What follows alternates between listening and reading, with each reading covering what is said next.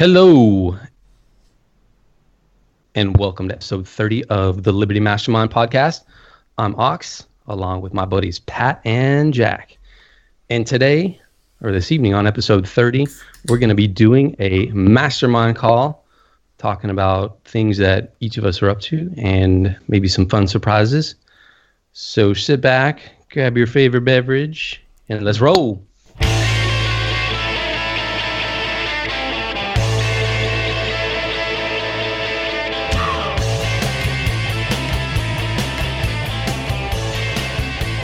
All right. What up? What up? Oh, hi there. How's that drink kicking in there, Pat? I only had about one big ass sip, but yes, I think it's working. All right, let's give him 10 minutes, folks, for the caffeine to kick in. All right, so call. Yeah. So we're kind of going, this kind of old school. This is how the podcasts actually develop.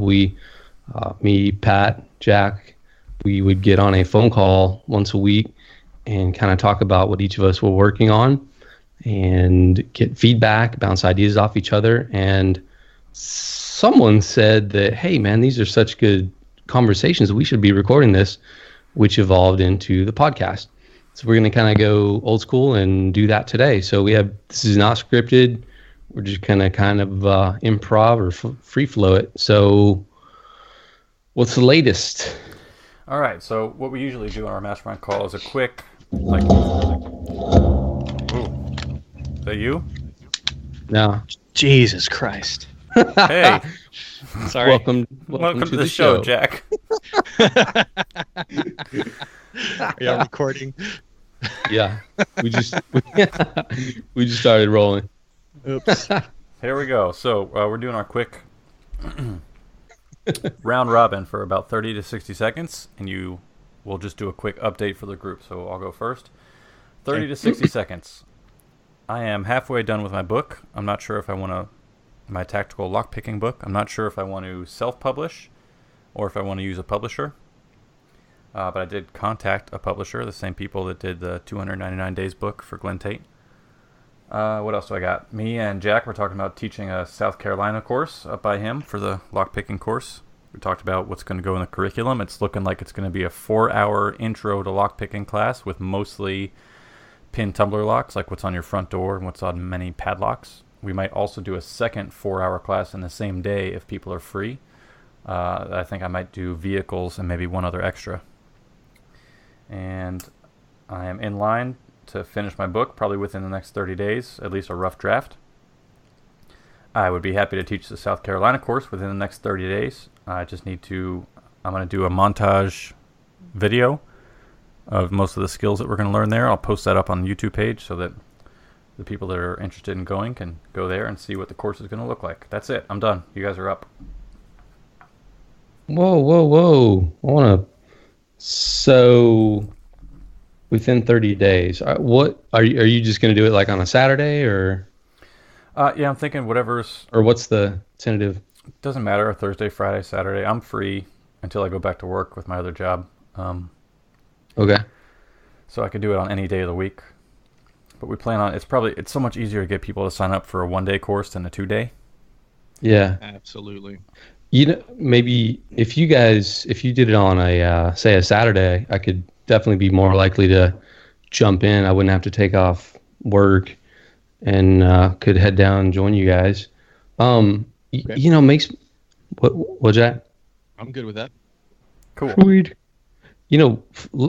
Throw out one idea kind of related to that. I was just thinking actually before we got on the call, the three of us, we've got our other buddy, I don't want to say his name yet. I don't know if he's game for that, but Texas Joe? Well, him too, but the buddy, the TSP buddy who moved here from Tejas. Okay. Anyway, he and I were actually messaging about like tactical medicine, med kits and stuff like that before the call. And I was thinking, well, why can't we do like a couple day thing where, we go over the tactical lockpicking that you kind of take the lead on. Then maybe we talk about med kits. Anyway, it was just kind of bouncing around in the back of my mind about 30 minutes ago. So yeah, we can. So let's see. So 4-hour intro lockpicking course, with the option of going 8 hours. Is that what we said? With the option of doing a second day. Oh, second day, Or maybe okay. an afternoon. Yeah, like an a morning afternoon class. How long were we at that one day, Pat? Like 16 fucking hours. Oh, really? Was that long? How long were we at the rescue unit for? The Probably entire A day, total and then of we. about 8 hours. No, it was longer than that Longer than because that. we even went home and still continued to do stuff. That's true. I feel like, well, 4 hours would be kind of like a good start, but I imagine people would want to Yeah, it's an intro. consume more. So then the option to consume more is what? Like stick around for the next day for second part, or? Well, the original idea is do a 4-hour intro course that covers to get you into that, like just into beginner and maybe a little past that for basic Okay. lock picking, like to pick a standard lock when you hold your keychain up, the most common key on there, how to get in one of those doors. Mm-hmm. Okay. Right. If you wanted more than that, and if you're available, I could do another 4-hour session, but the problem is the price point, because people, for some reason, they have a hard time understanding the value concept behind why would I learn this skill. Right. But you give them an intro course, and then they learn why it's so valuable. And, then and even And if I they'll do be willing to pay more for the more technical stuff later. so it's a long-term vision. It's not I'm not going to retire off this teaching this one course this one time. It's like Right. if I say, hey, come learn this intro course, in the afternoon we have a kind of intermediate course, and they go, I just want the intro. Okay, great. And then when I come back in a month, they go, all right, I did the intro. I could do it again for less money or free or whatever I offer, and say I want to sign up for the intermediate now, or the other content. It's not really like white belt, orange belt, black belt. It's just different groupings of skill sets that take some time to cover. I don't really teach on I don't do like a beginner, intermediate, advanced course. I don't offer that. Okay. Like a lot of martial arts do here's your beginner content. Here's your intermediate content. There's a Krav Maga offshoot called the Fight Program, or Haganah. They have no ranking system. Just the day you show up in class, you learn everything on that curriculum, and that's it. So that's how I teach. There's nothing that I hide from my students in a specific order, but your intro would be, like, maybe intro is even a bad word. The core content for, hey, I want to learn how to pick a lock. Okay, this is what you need to start with. That's what the class is going to be. I like that concept, core content. It's like you don't need to progress through the ranks like in martial arts, but you can kind of cherry pick. I want to learn padlocks, or I want to kind of focus more on door locks and stuff like that. Very cool. Pat, are you going back to the book thing, are you going to kind of do what maybe Vin does, where he offers the book for cryptocurrency only, or have you thought about that? I did put a little thought into it. So What do you think? let me answer that question by saying what I do and don't want from a publisher, and that'll kind of answer your question. Yeah. I don't want to have to format my book in 7 different ways to make sure it fits on Kindle and Amazon and iBooks the right way. I don't want to handle that. I also don't want to handle doing all the stamps and all the taxes and all the congressional library code stuff on the first page. I don't want to deal with that. So the only reason I would use a publisher would be to take care of all that shit that I don't want to deal with. I would be happy if they sold it on their platforms. I'd be happy if they helped with the media. I'd be happy if they were kind of like acted as my managers and were like, hey, speak on this show, speak on that show. I'd be fine with that. What I want to reserve for myself, and what I might only do for myself, even if I don't use a publisher, is I also want the ability to sell my book to whoever I want, however I want, for whatever price point I want, and for them to not be like, well, we're the only ones that can sell your book. You can't give away copies, digital or physical or whatever. I don't want that. So if they offer me that, they're like, great, we'll do all the publishing stuff. You also have the right to put it up on your website for a link for physical or digital, and put whatever price point you want and give away as many as you want. So that's what I would like. Very cool. Yeah. And since it's a how-to, it's the only thing they would be changing with my content.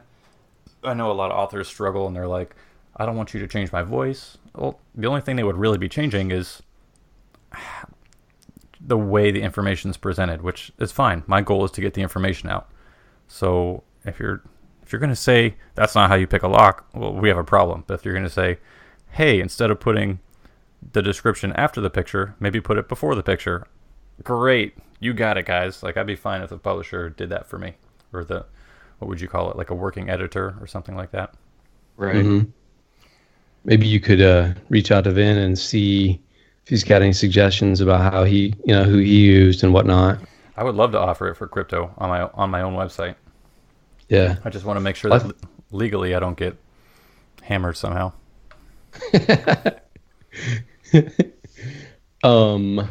Very cool. Who's up? That's pretty good. I'm happy. Thank you for the feedback. Either one of you guys. Yeah. Go for it, Ox. Let's see. I know one thing you were working on. I just heard about an hour's worth of it today. On that note, yeah. So the latest is I've been recording conversations that I'm having with my colleague, who's a former neurosurgeon turned psychiatrist. He technically is my boss. And he's very entrepreneurial. And we started recording conversations that are going to be turned into a podcast that I've called it Psychiatry of Success. So that's kind of a play on what Tony Robbins talks about. He talks about psychology of success. So we're going to have like a little different angle, different take on it from psychiatry perspective. So the intersection of psychiatry or mental health and success, achievement, that sort of thing. It's, hopefully going to be consumable or palatable for everybody. Pat, you heard the episode on ADD. What's your feedback? Huh? What's your feedback on the episode or the audio that you just heard? Episode on ADD. Huh? Are you there? Oh, you fucking spaz.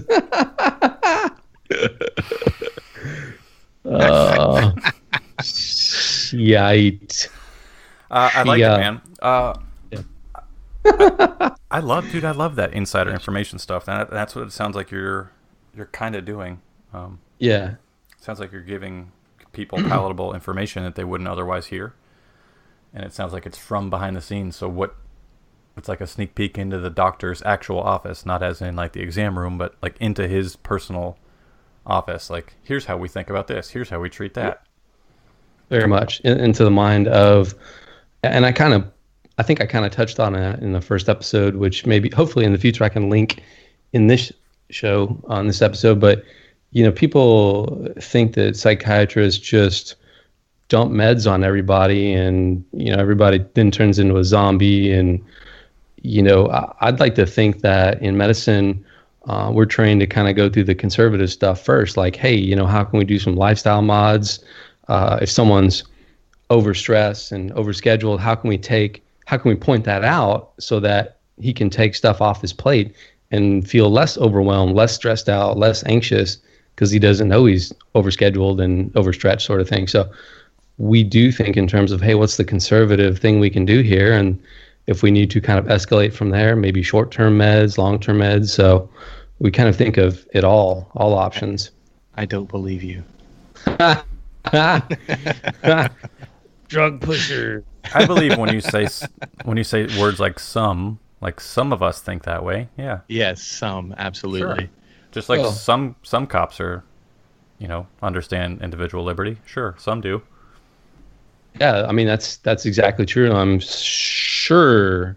I mean, I hear cases of this all the time, whether it's psychiatry, more a lot of pain medicine, other specialties, but they approach things in a way that's how can I maximize billing, seeing this patient more often, they get kind of linked into seeing me every month or 3 months or something like that. I mean, that's certainly out there.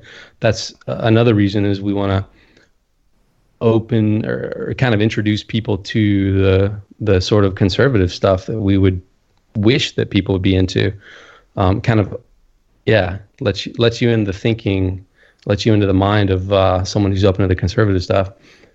Maybe at the end of the show, I have a couple questions. I'll write them down for you, Ox. Maybe at the end of the show that are not personal, like private, but personal, like to my case. Let's do it. At the end, though. Okay. Sorry, I'm writing to myself. It's all good. So I guess that was my 30 to 60 seconds. Are you published yet? Or what platform are you going to put it on? Are you going to do iTunes? Or are you going to do a website? What's the future look like for that? So we got, again, this is a different flavor than what we do on Liberty Mastermind Podcast, but I bought the domain Psychiatry of Success. Cool. And I believe we're all in agreement we're going to push out the content through that domain name. But yeah, hopefully all the big ones, iTunes, whatever other platforms, have a website. We're kind of looking at launching in March of this year, 2018. So we're, as Uncle Jack, the other Jack, talks about, being consistent is key. So we're recording a lot of episodes, putting them in the pipeline, going to line up a few interview stuff. So yeah, it looks like March. Cool. Hey, you remember when we used to have episodes in the pipeline? Well, that's why we did it. So that we can get through today just skating by late on a Saturday. All right. Ox, anything else? Well, let me think. The other one, the sort of other half, the other side of the coin. So there's, Tony Robbins talks about the psychology of success. Success is like 80% psychology, 20% mechanics. Well, I'm also interested in the mechanical part. So that goes to what I'm going to be doing, Smurf It Up, which is focusing on the mechanics of, side hustles and e-commerce and people doing interesting side gigs and full-time gigs and sort of gray market stuff that Finn talks about. So that's the other part of the coin that I'm going to be doing, probably starting in March as well, kind of lining up some folks to chat with. So that's going to be Smurf It Up, which is briefly, it's Gary Vaynerchuk did a famous speech back in, I think, 2008, where he said, if you like Alf, start an Alf blog. If you like Smurfs, Smurf it up. Kind of underlining the fact that, we're in a day and age where if you like something, you can build a business around it, or at least a side hustle. So I heard that and I thought, man, that's great. So that's going to be the name, Smurf It Up. Awesome. Yes, sir. Jack? What? You're up, big dog. Oh, man.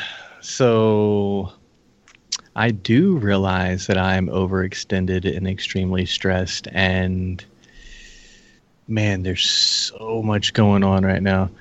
We're starting to remodel the store. We're changing the name, which means we're changing all of the signage out front, working on a marketing campaign, getting new, what's the word I'm looking for? We're becoming distributors for several new companies. Cool. Just got a lot going on. So we did a couple previous episodes, at least one, where we talked about, I think the title was Jack Bow, a general store. Remember that one? Yeah, it got changed in a couple places, but yeah, it's still up there, I think, in iTunes. Oh, really? It says Jack Bow. So the first one was, hey, I'm so excited. So much to do. This one seems like, oh boy. No, I mean, it's all good. I mean, I don't want to sound negative or unappreciative or whatever. I mean, it's every day is exciting, but man, just some days are overwhelming, and I'm still getting used to it. And January is a bitch. I mean, why is that? Just it's right after Christmas, and so people are broke and tired of shopping, and it's cold, and wow. I mean, I knew it was going to be slow, but I wasn't expected for that slow. Okay. Or I wasn't expecting it to be that slow. I don't think that was English that I just spoke. But anyways, but things are starting to pick back up now. Like the first 2 weeks were just crazy dead. Like we probably could have been closed and made more money. Oh, wow. But I mean, not really, but you know. But now things are picking back up again, and we're moving forward with all of our plans and spending tons of money. And are you buying like inventory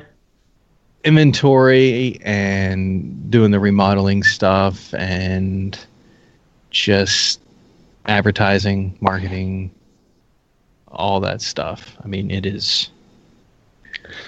Well, maybe you could. So, you know, I mentioned Tony Robbins and mechanics and psychology of success and all that.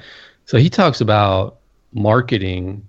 You know, marketing and innovation are like the two main things in business that are really important. And I'm not claiming to be a business expert. I'm just, you know, sort of regurgitating what I've heard. So what kind of marketing are you doing for the store? I don't know if I want to say that at the moment. Fair enough. There's going to be lots of stuff rolling out over the next few months, and I'll talk about them as I'm rolling them out. How about that? Perfect. Sounds good. Okay. Did you guys lock in where the lockpicking course is going to be? Is it going to be at the store, or is that kind of? I don't know yet. The space that I was going to rent out and add to the store, that's kind of been put on hold because lots of electrical issues that I'm having to take care of, and heat pumps and all sorts of stuff going out. So that money that I had budgeted for expansion in that area kind of got eaten up with bullshit. Okay. So I don't know if we're going to be able to have that for the first class, but we still have the rescue squad that we can do it at. There's other places we can do it if we can't do it here. Very cool. All right.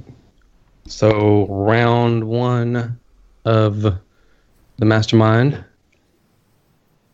Hopefully you all can kind of, get the structure of the mastermind call and how we've done it. And so that's kind of the idea of doing a mastermind call today. This is how we got started. Oh, is this like a recording of the mastermind? This is an inside the mastermind call. Yep. You were late. Yeah, I'm sorry. Some friends of mine that haven't been in the store yet stopped by. Surprise! Oh, very cool. Yeah.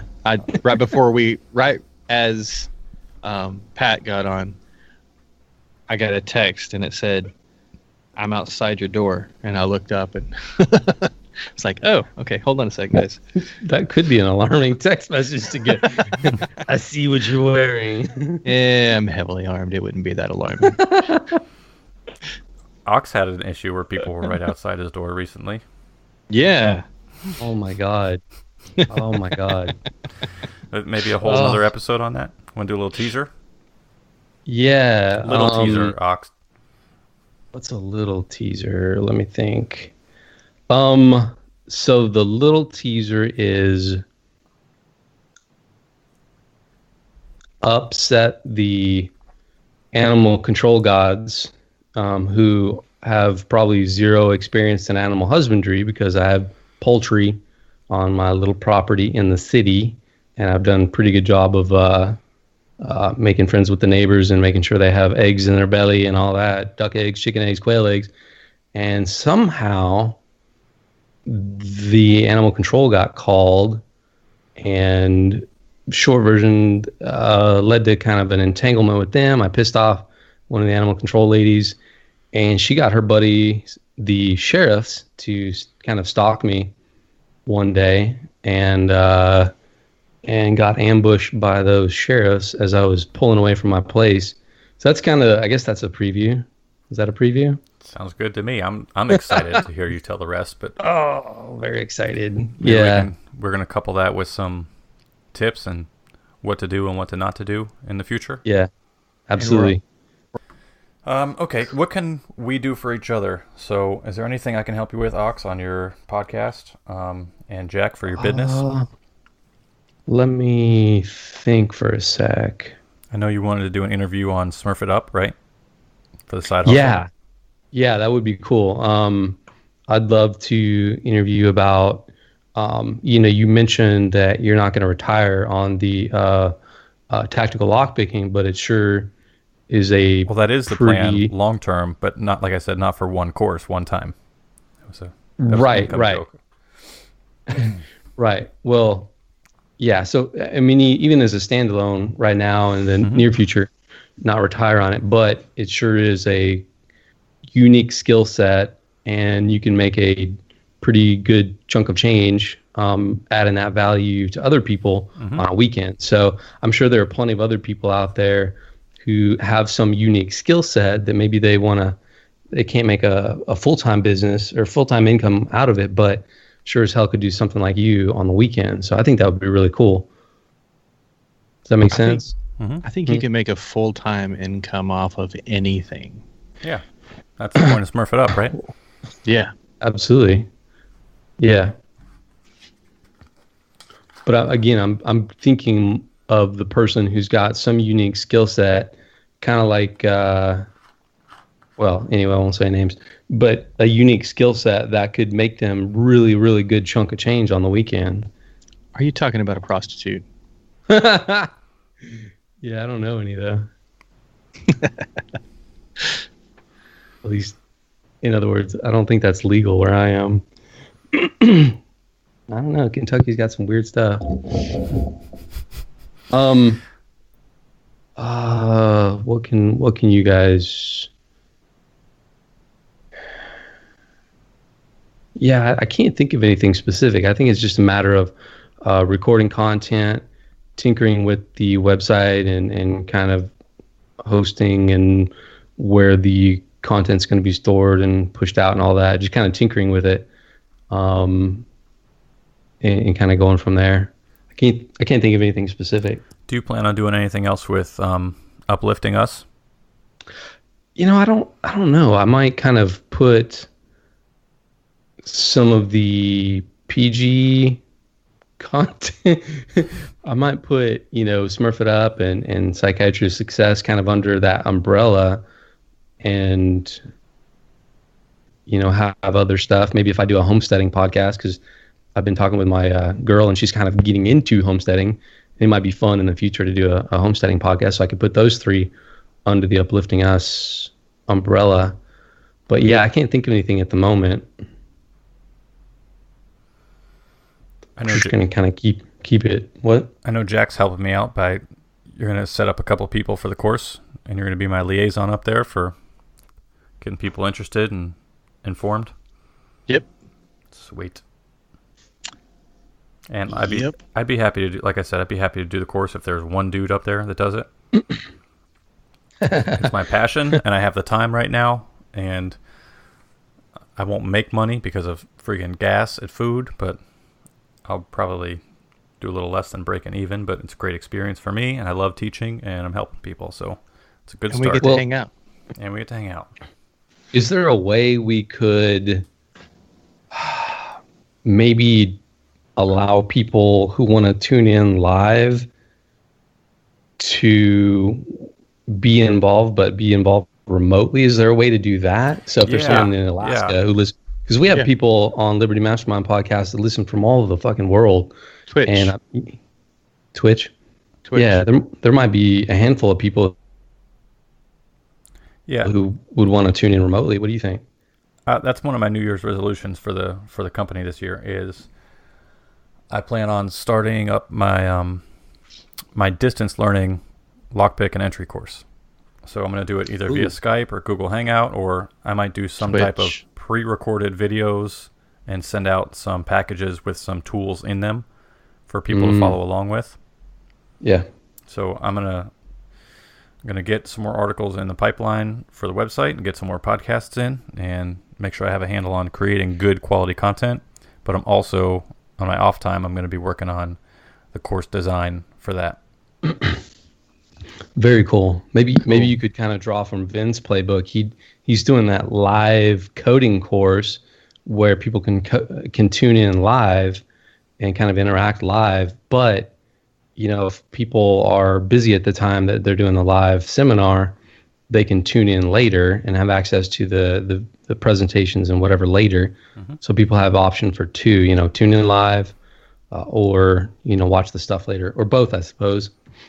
That's going to be great. It's going to be great for a members only section of the website.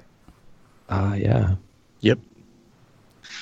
To go back for one sec, Pat, I started out originally with Uplifting Us. It was more written content.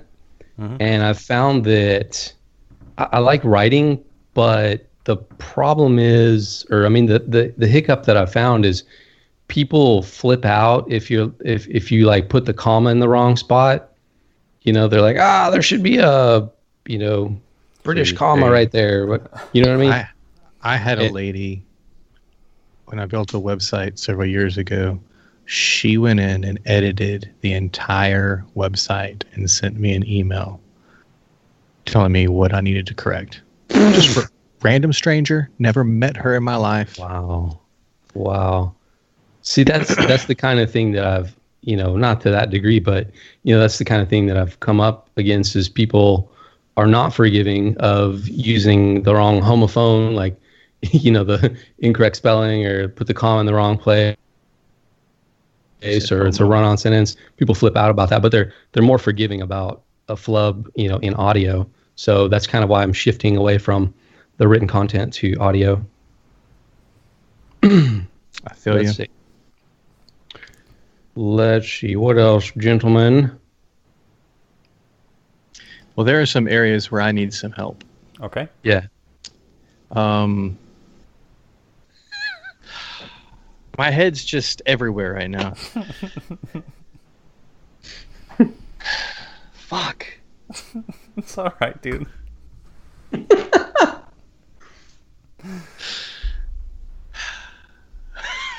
Woosa. We're gonna do an intervention. Remember your pressure points.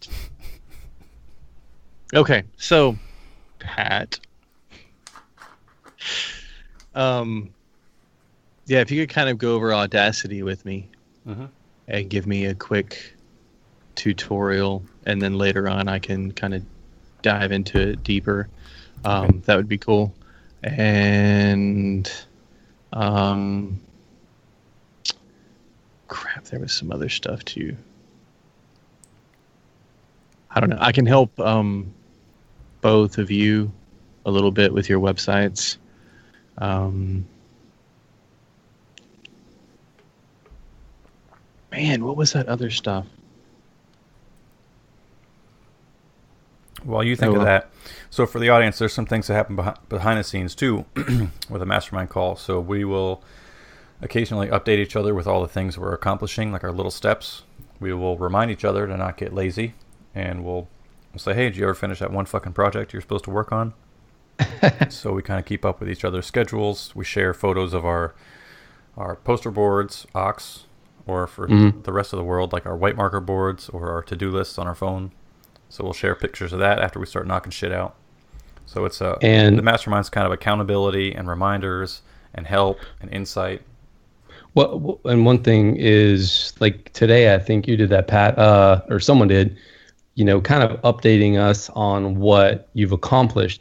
And I found that, over the 9 months or however long we've been doing this, that's kind of inspiring too. I see you guys, one half there's the accountability component, but the other half is seeing you guys accomplish stuff. And I'm like, shit, I need to like not spend that extra 10 minutes messing around on Facebook, clicking on silly posts. I need to be, putting that towards something useful. So seeing you guys kicking butt, it kind of inspires me to be like, oh man, I need to step up my game. So that's also a helpful thing. Yeah. I was Pat, I was telling Ox earlier. I did it.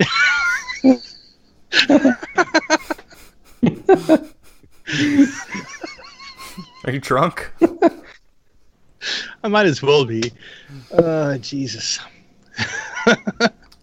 So I was telling Pat, I was telling Ox earlier that I know, right? Jesus, we need Christ. to put you out to pasture. For real, man. Sleep is, yeah. Anyways, that list, I took a picture of, and my weekly list, and I said I didn't feel like I was getting much accomplished. That list grows every day, and I knock a couple of things off, but right now it's growing faster than I'm knocking stuff off. Yeah. And man, it's just kind of overwhelming, I do know. I was telling Ox that after I took that picture, I added 6 or 7 more things to that list. And of those 6 or 7 things, I got 3 or 4 of those knocked off. And then the list that you saw, I got 3 or 4 of those knocked off.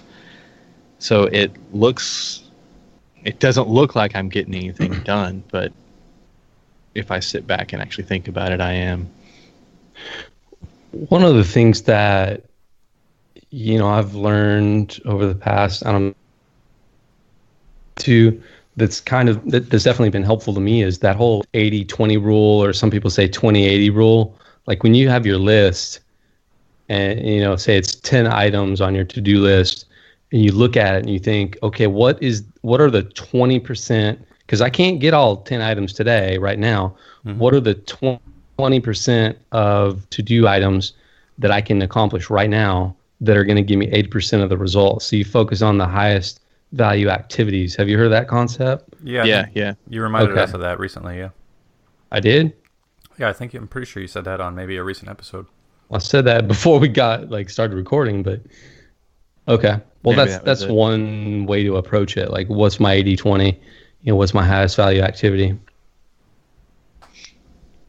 I'm going to work on 1 or 2 more of those things tonight. I am going to go to sleep. I think also one of my problems is I put it all on like a weekly to-do list. Like this week, this is what I'm going to work on. Some of those things I know I'm not going to be able to finish in that week. So I'm thinking about maybe doing a month and then a week. Like things that I want to get accomplished this month and have those be the bigger things. And like some of the website stuff and some other stuff like that. But then there's day-to-day stuff that I write on there, or something that I know will take, maybe 2 days worth of, several hours a day working on it or something. And then that way I think I'd feel a little more productive if I got, I don't know if I broke it up. I don't know. I don't know. Like I'm sitting here talking to you guys and I'm looking around the store and I'm thinking of things that I need to do right now, and it's distracting me. Right. So break it down. So a couple things, break it down into something manageable. Like if you've got a big project, break it down into steps, and then keep your 80-20 rule in mind. Right. Because you're not going to be, none of us are going to be able to accomplish everything on our to-do list today. It'd be nice if we could, though. Yeah. Well, another option, partly because maybe you would find it useful, but partly the audience, people in the audience, maybe you can outsource some of the lower value tasks to either friends, family, the neighbor kids. You can hire, what are they called? Virtual assistants who can kind of help you with some low value, low acuity type tasks. Think kind of in those terms. I'm kind of anal about some things, and I've always said, if you want something done, have someone else do it. If you want something done right, then do it yourself. Right. My version of right and your version of right may be different. So if I want it done my way, then I need to do it. I'm the same way. So are you talking about like high value, like stuff that's really going to impact, your family or your business? Are you talking about like everything that I have? Everything that I'm doing right now is high value. Okay. Like everything else I've cut out. Okay. I just don't have time for any of it right now. Fair enough. Well, then, how can we help? How can you lean on your tribe? What do you need help with? Or do you want to kind of meditate on that and text message us back like we always Could do? be. Audio. That was one of the other things. Audio. I need to get all of this, the mix boards and stuff hooked up and sit down with you guys and dial in both sets of headsets and microphones and get all of that done. I started to do that today, but I realized I'm missing some cables. So I got to figure out exactly what all I need and go get that, and then we can sit down and do it. Cool. Are you recording from your shop today? Is this the first time you're doing that? This is the first time from the shop. Sweet. That's a big step. Yeah. Feel good about that. Yeah. Oh, I do. It'll be... I know we did that test recording, but I'm still kind of concerned of all of the ambient noise from the fridges and freezers. I don't know. We'll see how it publishes. Yeah.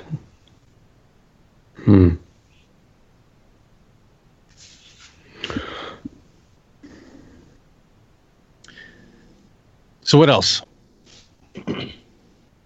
Well,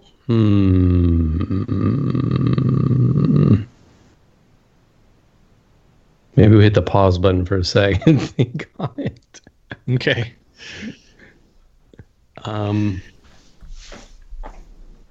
I realized I'm going to have to get a setup for home too, because there's some nights that I'm going to want to freaking drink a lot while we're recording. And I was sitting up here thinking, man, how am I going to get blitzed and then fucking drive home after we record an episode? Uber or Lyft. Oh man.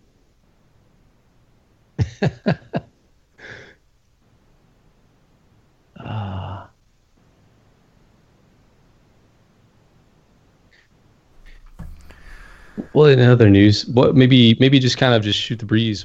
How can we leverage the Psychiatry of Success, which is going to be a different type of audience, that and Smurf It Up? How can we kind of leverage that to benefit LMP and what we've got going on here?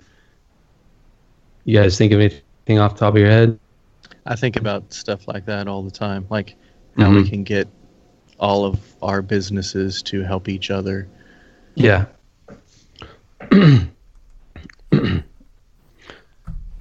Yeah, and I don't...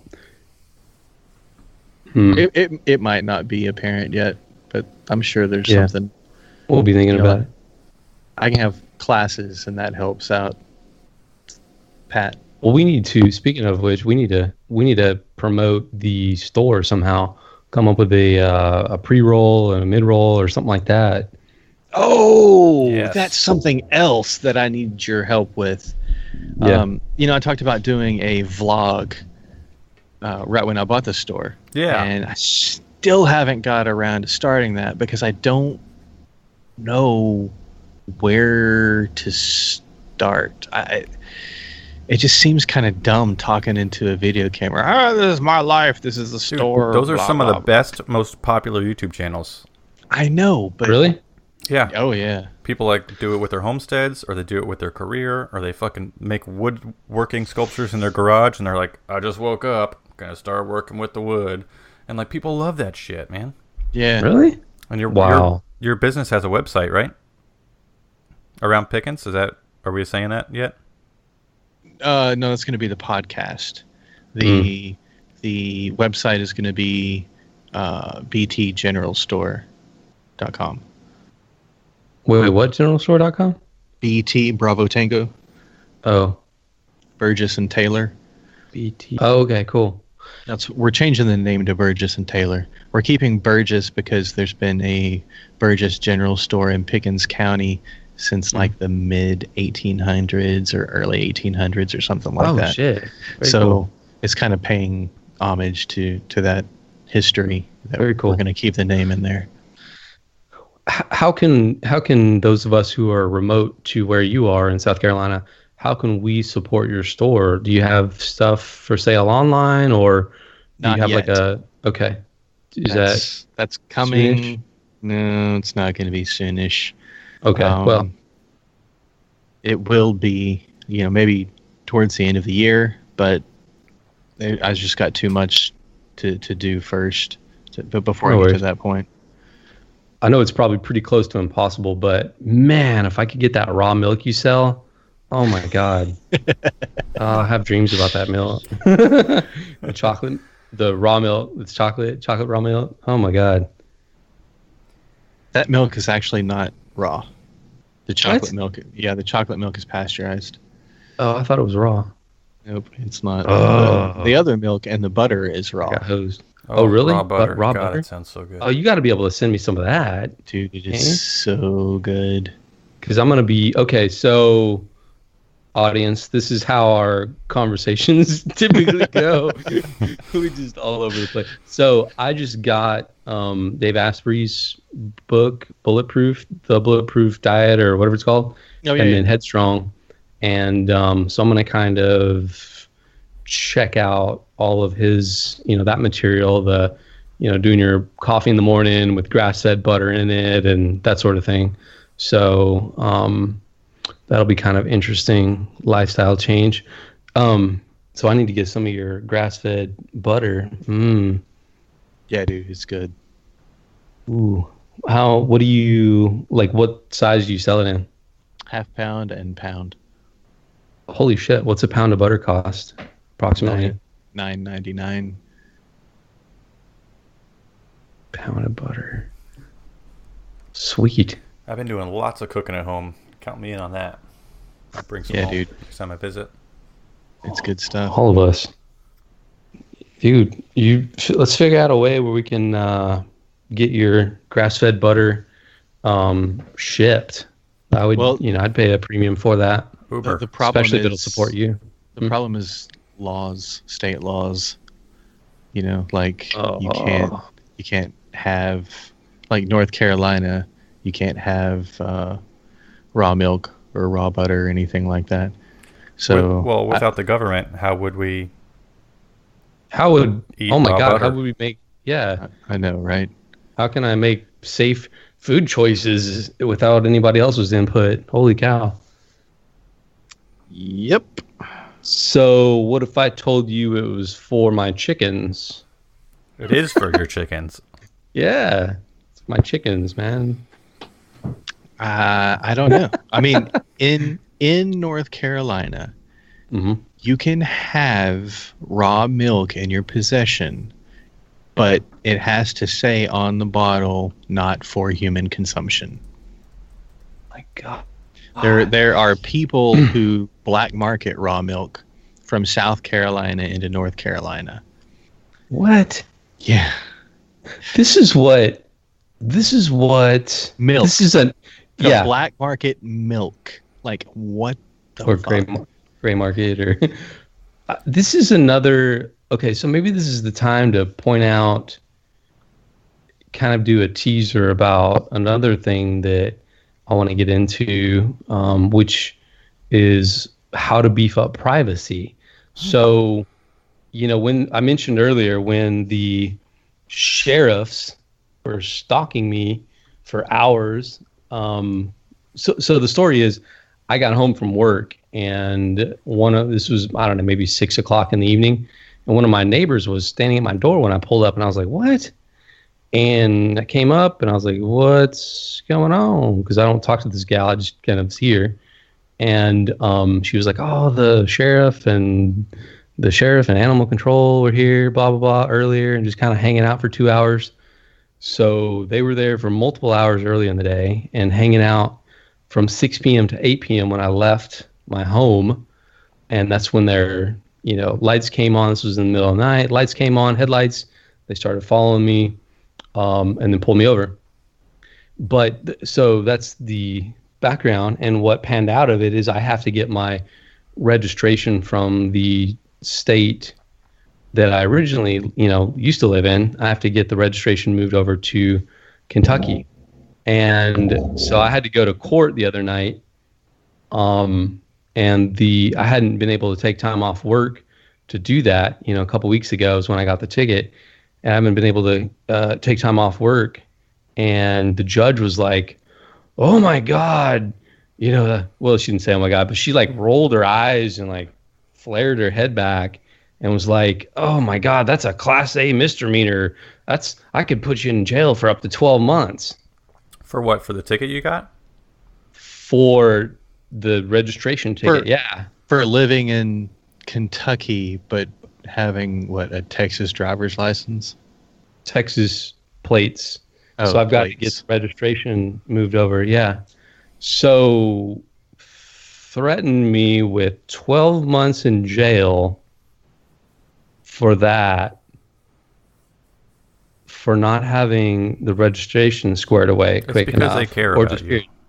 Yeah, clearly. And I've been thinking about it for a couple, 3 days now. I'm like, they would spend probably 1,000 times more putting me in jail in a cage, feeding me, keeping the lights on, and everybody with their job, that would cost 1,000 times more to the taxpayers or wherever the money comes from than the registration cost. And they acted like I punched, the reaction seemed to me like, man, I just punched some kid in the face. And the judge was like, "Oh my God, that's a Class A misdemeanor." And it just, I don't know, just kind of. Well, judges warped don't. my mind. Judges don't do anything that's a Class A misdemeanor ever. That's why they call them Your Honor, because they're perfect, basically. Right. Yeah, well, anyway. So I had that happen in Dallas when I first moved to Dallas. I still had a driver's license that said that I lived in Austin. And I'd been there a couple of months. In Dallas, you go and you're going to have to, it's an all-day thing to sit at the DMV and get stuff done, right? Right. So I hadn't changed it over yet. I've been working. I've been moving. I've been, whatever. And, man, they flipped out because my address didn't match. I gave you my correct address.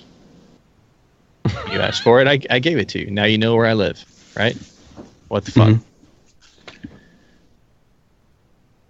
It's I don't know. It's really kind of, this sort of thing is really kind of twisting my mind up. Oh, you can't have raw milk unless it says this, that, or the other on it, or this sort of state overreach and just things that don't seem reasonable.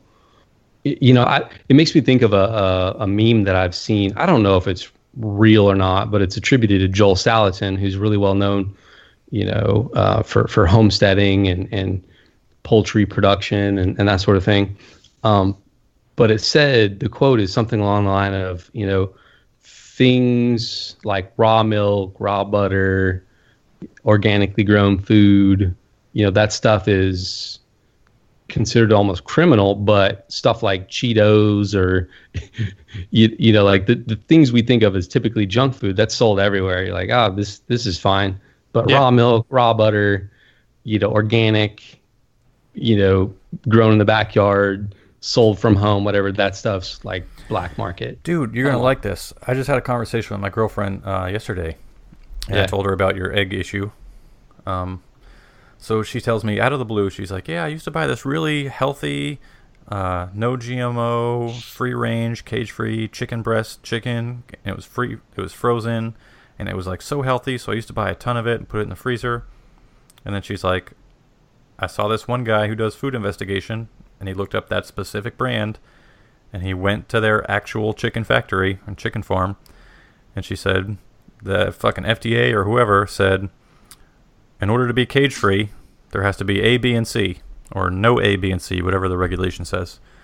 And so the guy takes his video camera inside this farm, or whatever you want to call it, and there's fucking dead chickens laying everywhere. Like, you can't step in there without stepping on a chicken. So there's no cages, but they're just in a big empty warehouse.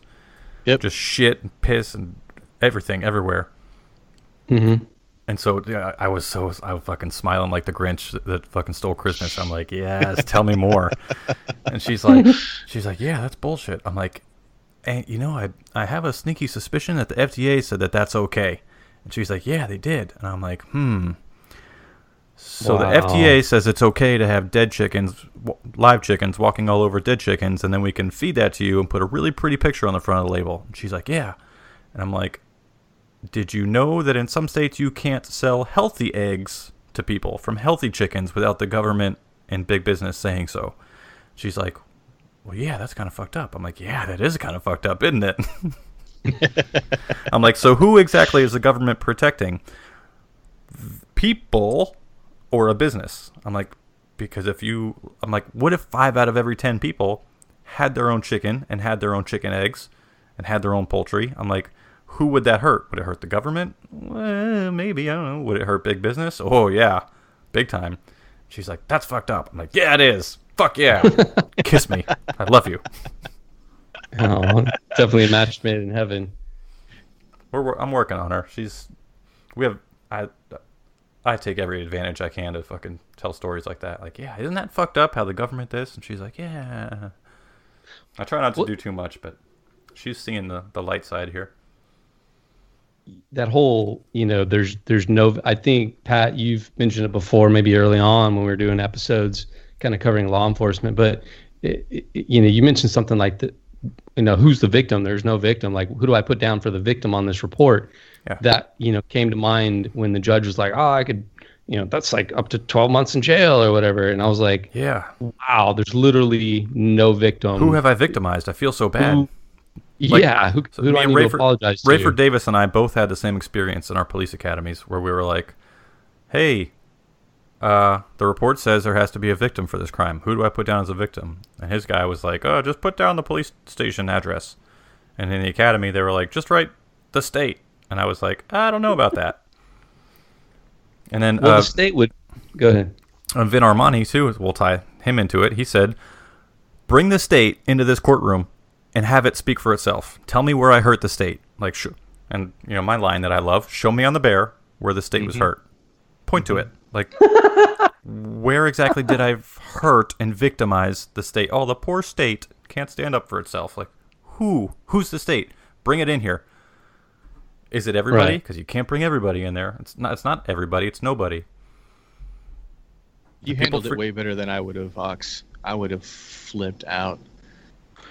Well, she even said it, like, this is on the record and there's like cameras and microphones, and it was a public, here's another, when I see patients, we have to follow privacy laws, guidelines, and not put everybody's business out there to the world. And, they called out my first and last name and they were like reading off the charges, and there's like 100 other people in there watching. And I'm like, what is this? What? Why is my business out here advertised for the world?